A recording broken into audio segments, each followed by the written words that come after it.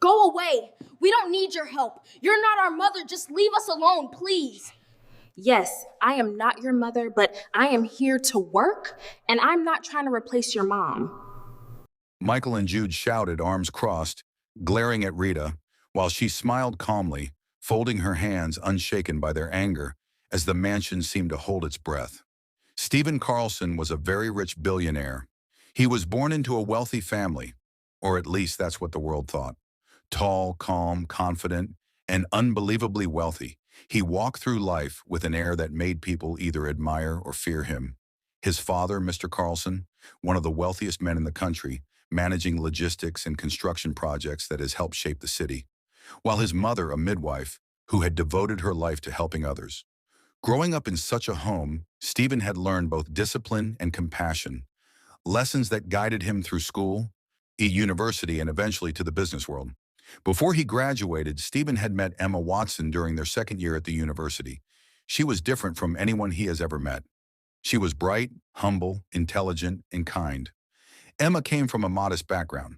Her mother had left when she was 15, and her father, who was struggling after losing his job, couldn't provide the stability she needed in the family. So Emma grew up with only her dad learning to fight for herself, to face life's challenges at a tender age. That strength is what drew Stephen to her. Stephen and Emma's relationship grew quietly but slowly. After Stephen graduated from university, his father had to resign. According to him, he's been working all his life, so it is time for him to rest. So he can take over the family company, and with a condition that Stephen must get married. That way, it'll help him to stay focused and not be distracted. It wasn't long before Stephen introduced Emma to his parents, and a few months later, they got married, and eventually Emma gave birth to twins, Michael and Jude. Now 18, the boys had grown clever, a perfect little chaos that filled their home with laughter and energy. Life seemed perfect. Stephen loved his family deeply. On weekends, they would go to the cinema, spend days at the beach, sing at karaoke nights, or enjoy quiet evenings watching Star Trek, which Stephen loved. Stephen cherished these moments with his family, but maintaining order in a house with twins was never simple. It was like a wrestling match between Cena and Hulk on Money in the Bank. But happiness does not always last. One morning, Emma went to drop the boys at school. On her way back, she noticed a woman standing by the roadside with her car bonnet open. Out of kindness, Emma decided to stop and help her. She approached the woman and asked what was wrong with her. Unknowingly to her, she had no idea it was a trap. From the side of the road, masked men appeared from nowhere. They robbed her of everything. Before leaving, one of the men shot Emma in the chest. She struggled, and before help could come, she gave up. Stephen was in his office at the time, in a meeting with one of the biggest investors he's been trying to get on with for months, unaware of what had happened. When he got the call from the hospital about the state of things with Emma, he nearly went mad. He rushed to the hospital, but it was too late. Emma was gone. The mother of his twins, the woman he has loved right from his university, has been taken from him. And even with investigations done, nothing came forth. The police tried everything they could, but there was no lead. It all turned out to be just some regular road robbery. Since that day, life in the Carlson mansion slowly turned into a nightmare. Michael and Jude struggled to cope with their grief. They refused to eat, to go to school, and at times even treated the household staff cruelly. Every maid who tried to help quickly left, unable to handle the twins' anger and sadness. Sometimes they'll break plates, throw things at the maids. Their rooms are left in chaos, and the house feels like a battlefield. And every time Stephen would return from work exhausted, confused, and unsure how to navigate this new reality. It got to a point where his mother had to recommend a maid herself.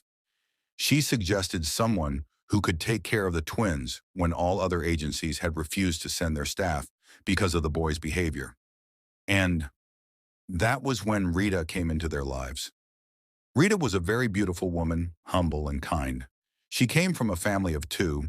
Her father was a retired military officer, and her mother was a school teacher. Life had not been easy for her, but she had faced hardships and grown strong. She had just completed her first degree, but with no money to continue her studies, she was searching for a job to keep up. And that was how a family friend told her about a maid opening for a 6-month contract, and she didn't waste time in applying. Her first day at the mansion was not easy. The twins were already waiting for her. Michael and Jude sat in the drawing room watching her carefully. They had seen maids come and go, each leaving within hours. Their eyes were sharp, cold, and full of mischief. They were ready to make sure this new maid did not last a day. Rita greeted them politely. She had heard about their good reputation, and she was not afraid of them. I mean, that's not the reason she's here. In the first place, she's here to work. Michael and Jude made sure she felt uncomfortable working here. They refused her food, shouted at her, and told her to leave. "You're not our mother. Just go," they demanded. But Rita paid no mind. She had seen worse in life. This wouldn't defeat her.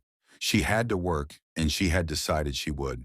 When it was lunchtime, Rita prepared the food carefully for them, but Michael and Jude refused to eat. They told her to leave, insisting she was not their mother and did not belong in their house. She ignored them, calmly placing the food on the table and continuing with her work. She has seen life in harder situations than this, and she was determined not to give up on them. The days that followed were not easy. The twins tested her in every way possible. Sometimes they would pour water on what she's cooking, and sometimes they made messes deliberately in the house. But Rita never raised her voice. She never showed frustration. She kept on working quietly with patience, making sure her duties were done properly. One morning while mopping the floor, Jude kicked the bucket, spilling water everywhere. When Rita turned to him, she smiled, then continued mopping. She didn't say anything. Her calmness baffles the twins. They were used to their maids reacting angrily or leaving, but Rita stayed. A few days later, Michael and Jude came home from school and tried to do their assignments in the dining room. When Rita saw them struggling, she offered to help. At first, they refused. They insisted she leave them alone. She gently insisted, speaking softly, until Michael finally accepted her help. She guided him with patience, explaining clearly without adding pressure to them. Afterwards, she returned to the kitchen to continue cooking, and a few minutes later, Michael appeared at the doorway. Rita asked him to come in. She asked casually if he would like to learn how to cook. He shook his head. Instead, he apologized for the way they had treated her, admitting he knew she did not deserve it. Rita reassured him, each saying she understood how much they missed their mother. She reminded him that she was not there to replace her. She's only here to do her job, then leaves when it's time. Michael listened, feeling a strange comfort in her words. The next day, Michael came to Rita's room again while she folded clothes. They laughed and smiled, a sound that had been missing from the mansion for years. When Stephen came home from work and noticed the quietness in the house, he traced the sound he was hearing to Rita's room, and when he got there, he saw the boys playing and laughing. He stood at the door, surprised. No one had ever gotten the twins to smile like this before. He tiptoed back to his room, sitting on the bed, thinking about his wife and how much he has missed her presence. Slowly, the mansion began to change. Michael and Jude now kept their rooms tidier, they ate their food when served, and laughter was slowly returning. The twins' coldness was beginning to soften. Rita's patience and understanding were slowly bringing warmth back into the house. During one of their play sessions, Michael and Jude asked her a question that made her freak out in surprise. "So, would you like to marry our father?" They were serious, their eyes looking for an answer. She laughed, telling them to continue the game, but the question stayed in her mind. She has been admiring Stephen. She respected him, but she reminded herself that she was only just a maid, and her contract would soon end. The mansion, once a place of chaos and tension, was slowly beginning to feel alive again. But this was just the beginning. Rita's arrival had set things in motion. Anna and the Carlson household was about to experience changes it had not seen in years. Life at the Carlson mansion had begun to change slowly. Rita has endured the twins' coldness, their pranks and tantrums, yet she never gave up. Michael and Jude, who has been impossible to reach for years, were now slowly warming up to her. Stephen was watching all of this quietly, noticing the subtle ways the house had begun to feel alive again. Rita had not tried to replace their mother. She never forced her care or love on the twins. She understood their pain and gave them space, showing patience and understanding. That simple kindness was beginning to heal the cold walls in their heart. One afternoon, while folding laundry in her room, Rita heard a soft knock on the door. Michael came in quietly. When he got close to her, "Rita," he said, "and thank you for everything. I know we've been difficult, but we love having you here." Rita smiled gently, telling him it was okay, and that she understood how much they missed their mother. Michael smiled back, feeling relief he had not felt in a long time. Stephen noticed the changes too. The house that had once felt tense and silent now had laughter and calm. He admired Rita quietly, noticing her patience, her kindness, and the way she cared for his sons despite everything. A few days later, Stephen bumped into Rita in the hallway. Their faces nearly touched, and for a moment, time seemed to stop. Stephen apologized quickly, leaving immediately, but he could not stop thinking about her. Rita, on the other hand, felt a happiness she hadn't expected. Even if he had kissed her at that moment, she would not have minded. She had always admired him, even before bumping into each other here. Stephen's attention to Rita became more obvious over the days. Michael, the eldest, noticed and gave his father a knowing smile. "Dad," he said one evening, "the thing is, I know you like her. You should ask her out before her contract ends." Stephen laughed, but he could not ignore the thought. He realized how much he had missed love and care in his life, and how Rita had slowly filled that emptiness with patience and understanding. One evening, Rita was folding clothes in the laundry room. Stephen came to her, and they spoke, laughed, and shared small stories of their day. Then unexpectedly, "I love you, Rita," Stephen said without looking away. He explained how kind and patient she had been with his sons, how she had endured everything they did, all right, and how unwise it would be to let her leave. He told her that he wanted her in his life, not as a maid, but as his fiancée, someone who could bring warmth back into the family permanently. Rita's mouth opened in surprise. She had not expected him to say this. Before she could respond, Michael and Jude entered the room. Michael winked at his father, silently encouraging him. Stephen leaned closer and kissed Rita. She told him she had always loved him too. And it's not for his wealth, nor for his position, but for who he truly is. That moment felt like everything falling into place. From that day on, life at the mansion changed completely. Rita continued taking care of them, with the help of Stephen. And now, the twins now smiled more, obeyed small rules, and enjoyed their daily routines. They even started helping around the house. Stephen noticed these small changes and felt a relief he hadn't felt in years. Rita continued to guide them, showing them patience and understanding. When Michael struggled with schoolwork, she handled them with calm words and gentle encouragement. Slowly, the house that had once been chaotic and tense was now filled with laughter and calm energy. Stephen and Rita's relationship grew quietly but steadily. They shared small moments in the kitchen while cooking, in the living room while reading with the twins, and in the garden during evenings. Their bond was built on mutual respect, understanding, and a quiet love that neither had expected, but both welcomed.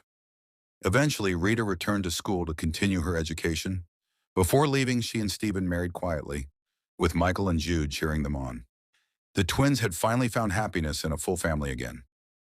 Not long after, Rita gave birth to a baby girl. Michael and Jude were overjoyed to have a baby sister, and the mansion was filled with the sounds of children laughing, the warmth of family, and the peace that had once seemed impossible. Stephen often reflected on the journey that had brought them here. From a home filled with tension and anger, to a household filled with patience, understanding, and love, he realized that true strength often came not from money or authority, but from compassion and care. Rita had shown that one person, with patience and kindness, could change the lives of many. The twins had also learned lessons in humility, empathy, and gratitude. They had once believed the world revolved around their anger and grief. But Rita's taught them a different way, a way to heal, to love, and to grow stronger as a family. Life settled into a peaceful rhythm. Stephen, Rita, and the twins had found balance, embracing responsibilities, love, and joy. Patience, understanding, and kindness can transform even the coldest hearts. True love and respect are earned through consistent care, not force or fear. With empathy and perseverance, broken relationships can heal, and families can grow stronger together. Never underestimate the power of patience and compassion. In family, friendships, or work, approaching others with care and understanding can create bonds that last a lifetime. Challenges are opportunities to grow, and even the smallest acts of kindness can change lives. Before you leave, if this story touched your heart, please like this video. It helps this message reach more people. Share it with someone who needs hope today, and subscribe to African Tales by Victoria for stories that heal, uplift, and remind us that true love is still possible.